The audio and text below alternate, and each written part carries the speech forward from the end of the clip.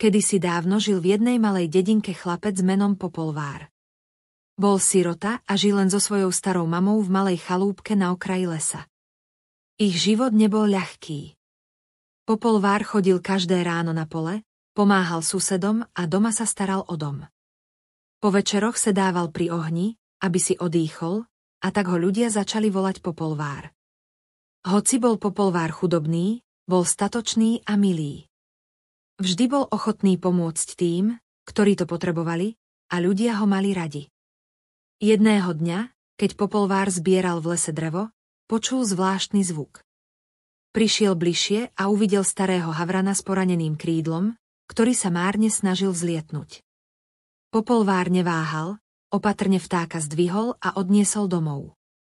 Neboj sa, ja ti pomôžem, povedal.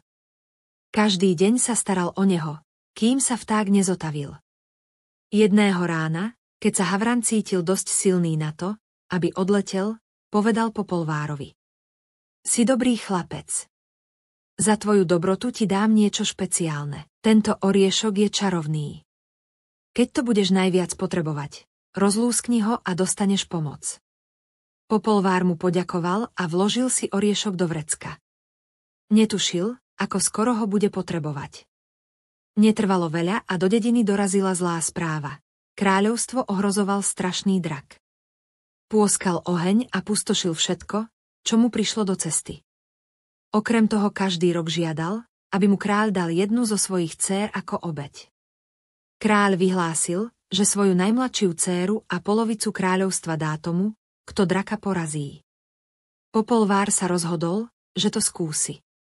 Kráčal cez hory, cez lesy. Cestou pomáhal, kde sa dalo. Raz zachránil líšku, ktorá bola uväznená. Keď konečne dorazil k dračej jaskyni, obloha sa červenala. Popolvár si všimol obrovské stopy, ktoré viedli do jaskyne. Pred jaskyňou sa objavil drak. Z úst mu šľahal oheň a oči mu žiarili ako uhlíky. Popolvár rozlúskol čarovný oriešok.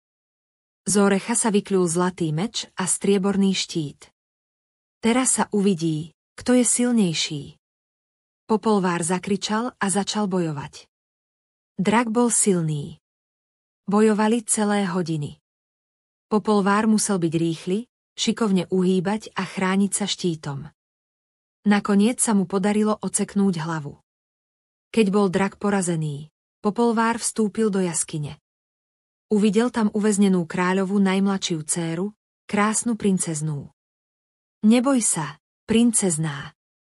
Si slobodná, povedal a vzal ju späť na hrad. Kráľ sa veľmi potešil. Nie len, že získal späť svoju dcéru, ale aj celé kráľovstvo bolo oslobodené od draka. Popolvár dostal polovicu kráľovstva a princeznú za manželku, ako kráľ sľúbil. A ak nezomreli, žijú tam šťastne dodnes. A zazvonil zvonec a rozprávky bol koniec.